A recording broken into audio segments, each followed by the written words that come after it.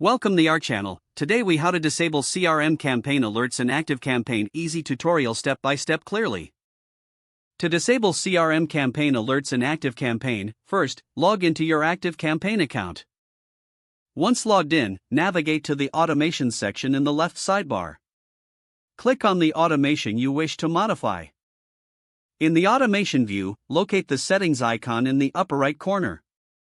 Click on the settings icon to open the settings menu. Scroll down until you find the campaign alerts section. Here, you will see options for different alert settings. Toggle off the alert settings you want to disable. Make sure to check each alert you want to turn off, such as campaign start or end alerts. After making your selections, scroll to the bottom of the settings menu. Click on the Save button to apply your changes.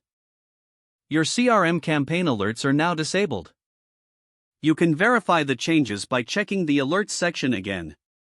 Feel free to return to the Settings menu if you need to make further adjustments in the future. If the page does not load, refresh the browser or try again in a private or incognito window. Make sure you are using the correct email address, then retype it carefully to avoid small typos. If your password is not accepted, use the reset option and create a new strong password you can remember. Check your spam folder for verification or security emails, then complete any requested confirmation steps. Enable two-factor authentication if available to improve account security and reduce unauthorized access risk. After signing in, review your profile details so your contact information and settings are accurate and current. If you see an error message, note it down and try again after restarting your device and internet connection. Log out when you finish, especially on shared devices, to keep your account and payment information secure.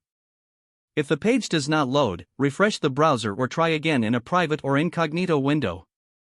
Make sure you are using the correct email address, then retype it carefully to avoid small typos. If your password is not accepted, use the reset option and create a new strong password you can remember. Check your spam folder for verification or security emails, then complete any requested confirmation steps.